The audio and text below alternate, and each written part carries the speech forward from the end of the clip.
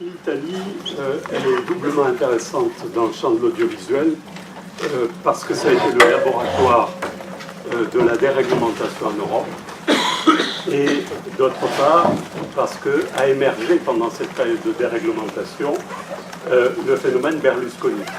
Donc je vous passe tout de suite ma bibliographie, notamment l'Italie et sa télévision, et puis plusieurs bouquins sur Berlusconi. Alors l'Italie, elle a comme caractéristique d'être ce que Gramsci avait appelé le pays des 100 villes. C'est-à-dire l'État est assez faible et quand il a été fort, ça a été dramatique. Et la nation ne s'est pas construite comme en France dans la relation avec l'État. Donc c'est un pays dans lequel le local est central et vous verrez que dans l'audiovisuel, c'est à peu près la même chose. Pour simplifier, on pourrait dire que le phénomène Berlusconi et les télévisions locales sont nés autour de Milan et de Turin, alors que Rome est le siège historique, évidemment, des deux grands pouvoirs en Italie, il ne faut jamais l'oublier, le pouvoir politique, mais aussi le pouvoir, si je puis dire, spirituel, d'ailleurs au-delà du territoire italien, c'est-à-dire le Vatican. Donc c'est un laboratoire politico-social dans toute son histoire, que vous connaissez sans doute mieux que moi, et notamment, je vais parcourir 1945-1990 dans une situation très particulière, après la chute du mur de Berlin, en 1990, une disparition complète des partis politiques qui vont être complètement, suite à l'enquête Manipulite et même propre, qui vont être complètement restructurés et rénovés. Et c'est dans ce contexte que naîtra le phénomène Berlusconi sur le plan politique. Là, je ne vais vous parler de Berlusconi que sur le plan audiovisuel, télévisuel. Alors, on peut faire, si on veut balayer rapidement la chronologie, on pourrait faire 3 périodes dans l'histoire italienne depuis 1945, du point de vue qui m'intéresse ici, c'est-à-dire les médias. La première, de 1945 à 74-75, si vous voulez, les partis politiques contrôlent la télévision et la radio, d'ailleurs, publique, autour de la RAI. C'est assez proche du système français, si vous voulez, dont d'autres intervenants vont parler, autour de ce qu'on a appelé un monopole public, monopole monolithique. C'est celui de la radio-télévision italienne. La deuxième période, de 75 à 90, si vous voulez, c'est une longue phase d'arréglementation, c'est-à-dire en fait de dérégulation, mais sans intervention du législateur. C'est pour ça que je parle d'arréglementation. Et c'est dans ce contexte très particulier que se construit le phénomène Berlusconi, à la faveur du développement et de l'explosion des télévisions locales. Et c'est en 1984 qu'il va arriver à constituer son groupe de télévision autour de sa société qui s'appelle la Fininvest et qui deviendra Mediaset plus tard. Il y a une troisième période dont je ne vous parle pas, mais qui a fait l'objet de beaucoup de débats et de polémiques. À partir de 1990, ça va être l'entrée de Berlusconi, le passage de la télévision au champ politique, plus spécifiquement en 1993, et ce qui va constituer l'anomalie italienne à l'échelle européenne, c'est le fait qu'il y a une concentration des pouvoirs dans les mains de celui qu'on appelle le Cavaliere, Berlusconi, c'est-à-dire les pouvoirs économiques, puisque c'est un des plus grands groupes italiens, pas simplement dans le champ de l'audiovisuel et des médias, un pouvoir financier, c'est à l'époque la deuxième fortune italienne, et puis il va conquérir, donc, comme vous savez, élu à 3 reprises, à partir de 1993, il va conquérir 3 fois le pouvoir et devenir président du Conseil. Alors la généalogie de la télévision, je vais passer par les décennies successives. On a, après-guerre, comme dans beaucoup de pays, c'est assez comparable à la France, on a la formation du monopole public autour de la RAI. Derrière, il y a une philosophie politique, c'est-à-dire qu'à partir du moment où l'État est devenu un État démocratique, il est le garant principal du pluralisme.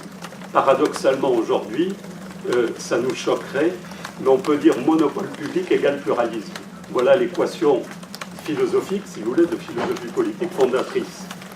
Et le premier téléjournal apparaît à la télé en 1956, il y a à peu près 600 000 foyers qui ont un récepteur, et différence, par exemple avec la France, en 1957, l'introduction de la publicité à travers une émission qui est restée célèbre, Carosello, à la télévision publique.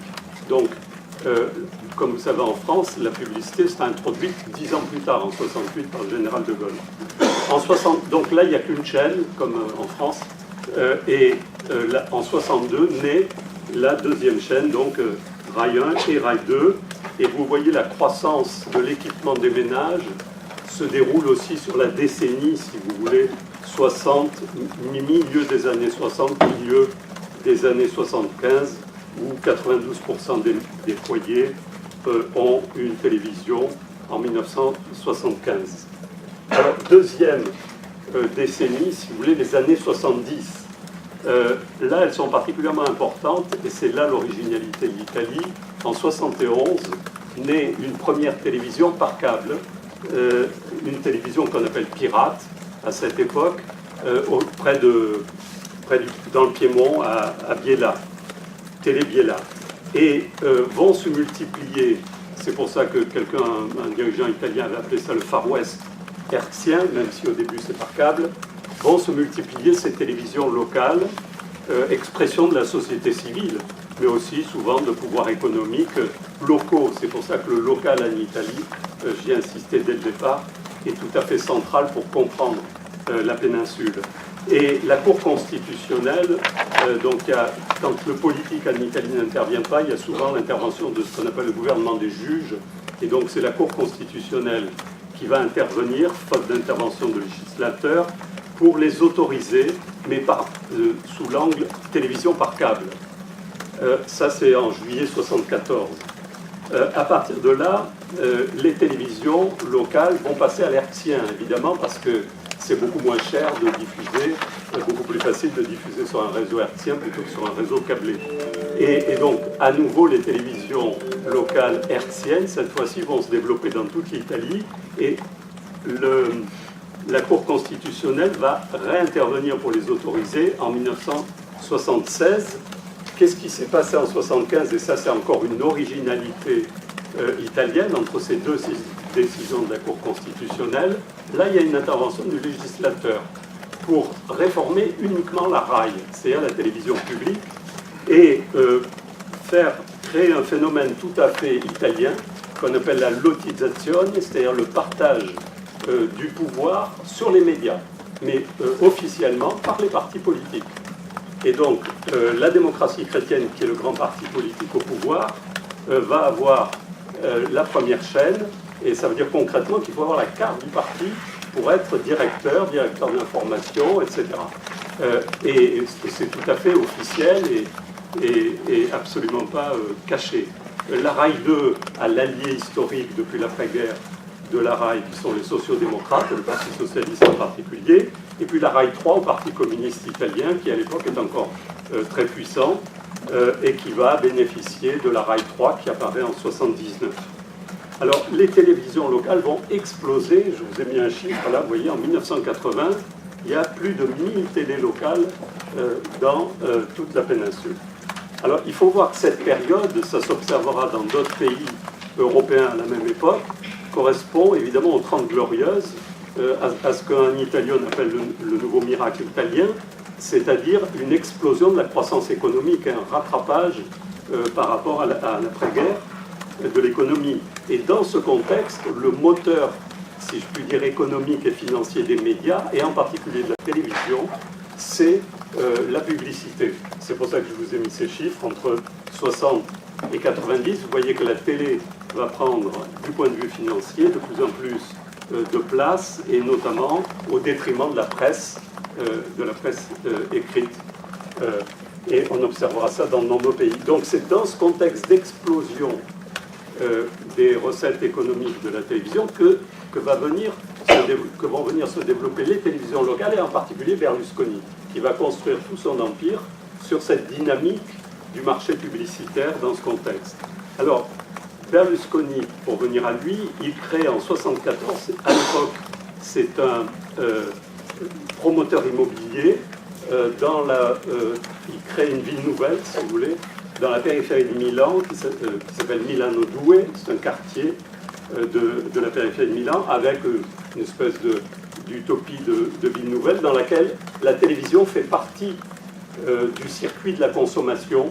Donc pour lui, la télévision n'est pas simplement un média, mais c'est plutôt une médiation dans le circuit économique qui va de la consommation, pour aller vite, des deux lieux de sociabilité, en particulier dans une société de consommation, c'est-à-dire le petit écran et l'hypermarché. Et donc il va faire circuler, si vous voulez, le consommateur du petit écran au caddie, et donc il va organiser ce circuit d'une utopie publicitaire, si vous voulez, déjà à l'échelle locale, dans un laboratoire. Donc Milano Due, c'est le laboratoire Berlusconi. Telemilano donc, est une chaîne locale qui émet sur ce petit territoire au début et qui va profiter de l'intervention de la Cour constitutionnelle en 1976 pour progressivement s'étendre au-delà de Milan, puis à tout le nord de l'Italie, et finalement devenir progressivement un réseau, mais qui n'a pas le droit d'émettre à l'échelle nationale. La décision de 1976 de la Cour constitutionnelle a autorisé les télés locales, hertziennes, mais sans empiéter sur le monopole national de la RAI, c'est-à-dire sur la possibilité finalement de faire le téléjournal. C'est surtout ça qui est en jeu. Donc il ne peut pas faire d'information, mais il peut faire tous les autres programmes. Et progressivement, je vous passe tous les détails, mais il va constituer 3 grandes chaînes en rachetant des chaînes de télévision, des networks, des réseaux, à des grands éditeurs, parce que les éditeurs qui se sont lancés dans la création de télévision vont échouer, parce qu'ils ont une culture qui vient de la presse, qui est plutôt haut de gamme, si vous voulez, comme on dit, et Berlusconi a très bien compris qu'il fallait faire de la télévision tout à fait différente. D'ailleurs, c'est ce qu'il essaiera de faire en 1985, puisque François Mitterrand, qui est l'ami de Craxi, qui est le président du Conseil à l'époque en Italie, qui est socialiste, fait venir Berlusconi en France pour lancer la 5, comme vous le savez. Alors, Craxi intervient aussi au milieu des années 80 pour sortir un décret-loi de soutien, on l'appelle décret Berlusconi, pour soutenir les télévisions privées nationales, ce qui n'était pas encore autorisé, qui va l'être 6 ans plus tard dans une loi importante qu'on appelle MAMI. MAMI, c'est le nom du membre du gouvernement, du ministre qui fait adopter la loi. Une loi qui va venir photographier et donc autoriser la diffusion au plan national pour les chaînes de Berlusconi. Donc à partir de là, il pourra faire de l'information, et qu'on a appelé la loi Polaroid, dans la mesure où elle ne fait que photographier le duopole. Donc on passe du monopole public précédent à un duopole au début des années 90, tout à fait équilibré, si vous voulez, entre la RAI publique et le groupe de la Fininvest. Alors Berlusconi n'est pas resté que dans le champ de la télévision, il est déjà venu de l'immobilier, comme je vous ai dit, et du secteur financier, non sans rapport occulte dans les financements, comme la plupart des groupes en Italie, je vous rassure. Il était très connu déjà et très célèbre parce qu'il était président du club du Milan AC. Évidemment, c'est le pays du Totocalcio, c'est-à-dire c'est quasiment une deuxième religion, c'est le foot. Et il va rentrer aussi, se diversifier, c'est un point important, dans la grande distribution. C'est toujours la même idée que celle qu'il avait eue au plan local à la périphérie de Milan, de faire ce circuit, si vous voulez, publicitaire entre le caddie et le petit écran. Eh ben, il va le faire à l'échelle nationale en rachetant une chaîne de magasins qui est la Standa, c'est l'équivalent des prises uniques à l'époque français. Alors, Berlusconi, donc, en 84, a constitué son groupe en rachetant pour l'essentiel. Alors, il a, lui, constitué Canale 5, qui est toujours la première chaîne de télévision commerciale, encore aujourd'hui. Et puis, il rachète à 2 groupes de presse, de médias et d'édition. Il leur rachète les 2 autres chaînes qui vont constituer ces 3 chaînes nationales, donc Rete Quattro et Italia Uno. Donc voilà les 3 chaînes qu'il a à l'époque. et qu'il a gardé jusqu'à aujourd'hui, donc depuis plus de 30 ans. Voilà l'empire Berlusconi tel qu'il est représenté il y a une vingtaine d'années, et vous voyez qu'il est présent non seulement ici dans la télévision, au centre, avec particulièrement ces 3 chaînes, il y a aussi des sociétés de production et autres, mais aussi dans l'édition, puisqu'en 1990, toujours cette année clé de la loi Mamie, il va racheter le groupe Mondadori. Et le groupe Mondadori, c'est la plus grande maison d'édition en Italie, qui a non seulement une maison d'édition pour les bouquins et autres, mais aussi pour une partie de la presse. Et donc, il constitue un véritable empire de médias. Il est présent dans le cinéma, dans le sport, je vous l'ai dit, dans le secteur financier. Et ce groupe, Berlusconi, je vous fais juste ce schéma très rapide pour vous faire comprendre aussi pourquoi il a pu rentrer dans la télévision. Si vous regardez le côté gauche de ce schéma, vous voyez comment fonctionne classiquement une chaîne de télé commerciale. C'est ce qu'a dit Patrick Lelay, vous savez, le cerveau disponible. C'est-à-dire qu'il faut capter l'attention. Vous savez, les médias, l'essentiel, c'est de capter l'attention. C'est ce qu'on fait aujourd'hui avec Internet, qui est le moteur de tous les médias, du point de vue économique. C'est-à-dire le temps que vous passez, que nous passons, c'est-à-dire le temps perdu, recyclé, et qui devient de l'audience. Et cette audience est vendue, évidemment, à des producteurs et des annonceurs. Donc, sur la gauche, vous avez les chaînes de télévision commerciales, les 3, si vous voulez, de Berlusconi, qui transforment le temps consacré, l'attention consacrée en audience revendue aux annonceurs et en contrepartie qui fournit des programmes. Ça, c'est le champ, si vous voulez, de la télévision, considéré comme un système non seulement médiatique, mais lié au système de consommation. Et sur la droite, vous avez l'extension qu'il a faite dans le champ de la grande distribution avec la Standa, c'est-à-dire d'aller dans la sphère de la consommation et d'avoir, de traiter, si vous voulez, le téléspectateur-consommateur d'une façon unifiée, téléspectateur et consommateur. C'est-à-dire que le phénomène Berlusconi est intimement lié à la société de consommation telle que, par exemple, Baudrillard l'a longuement analysé, et il va étendre, et ça je vous donne juste une parenthèse, il va étendre ce schéma au champ politique en 1993, c'est comme ça qu'il va conquérir le pouvoir. Tant qu'à avoir un téléspectateur consommateur, autant le traiter quand il va à l'isoloir. Donc vous voyez, c'est le circuit caddie, petit écran, caddie, isoloir. Et donc c'est le téléspectateur consommateur citoyen, et donc il va vendre Forza Italia, dont il est l'incarnation, et derrière l'Italie, bien sûr.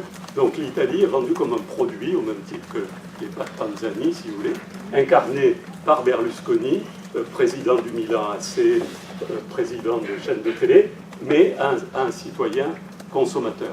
Donc en fait, il a étendu l'imaginaire, c'est pour ça que la question du lien avec la culture est fondamentale, il a étendu l'imaginaire du téléspectateur consommateur dans le champ politique, et c'est comme ça qu'il a conquis le pouvoir. C'est pour ça que le système Berlusconi est un phénomène extrêmement intéressant, complexe, et qui a duré 20 ans en Italie, et très novateur en Europe, et évidemment très sous-estimé, pour ne pas dire méprisé, en France, où on regarde les Italiens comme des Français, mais amusants et qui rigolent. Alors, il y a 2 ordres du voir, et je finis là-dessus, à propos de ce qui s'est passé dans ces 2 grandes périodes, ces 2 grands moments qui vont de 45 à 90. Donc je vous ai dit, première grande phase, 45, 50, 75, et puis 75, 90. Le monopole de la RAI, puis le duopole. On peut considérer, et ça c'est Umberto Eco en 83, très explicitement, quand Eco publie son fameux article sur la néo-télévision, qui est reproduit dans La guerre du faux, si ça vous intéresse, eh bien, il publie cet article dans l'Espresso pour dire, voilà, il y a un nouveau phénomène, mais il vise Berlusconi explicitement. On est en 83, au moment où il est en train de préparer la formation de son monopole sur la télé commerciale, et il appelle ça la néo-télévision. C'est-à-dire, c'est plus la télévision comme celle de la RAI que Eco appelle paléo-télévision. Cette néo-télévision, c'est plus une télévision du message qui diffuse une vérité, si vous voulez, ou une réalité, c'est une télévision de la relation. Et comme Dominique Mel l'a appelé, une télévision de l'intimité. C'est-à-dire on passe d'une télévision fenêtre, si vous voulez, à une télévision miroir. Celle de la fenêtre, c'est celle qui renvoie à la profondeur, c'est-à-dire un message de vérité, et celle du miroir, c'est celle qui fait miroir avec le téléspectateur consommateur. Regardez-moi droit dans les yeux, dit « Je suis avec vous », dit l'animateur présentateur tous les soirs, que ce soit en France ou en Italie. On est dans cette néo-télévision extrêmement développée, donc elle n'est pas censée dire la vérité, ce n'est pas son sujet, depuis notamment le développement de la néo-télévision.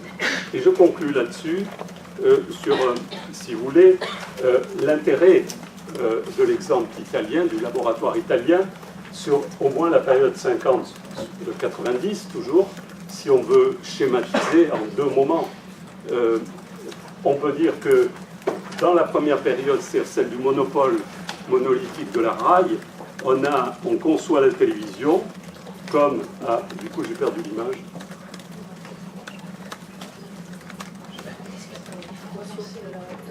Oui, mais là, c'est important parce que...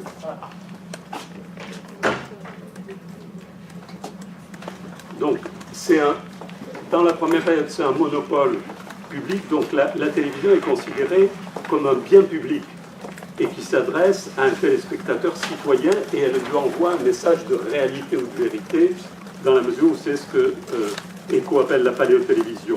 Et donc, en appuyant sur le critique de la communication de Spes, Lucien Spes, qui donne 3 définitions de la communication, je l'ai appliqué à ces deux moments de la télévision. Premier moment, la télévision est un canal qui transmet le message de l'émetteur sans saisir le vrai ou le réel. Donc, la philosophie fondatrice, paradoxalement, le monopole public garantit le pluralisme. On a une vision de monopole public, service public, et le financement principal, c'est la redevance, et la technique associée, pour l'essentiel, c'est l'hertzien, qui en plus à l'époque est un bien assez rare.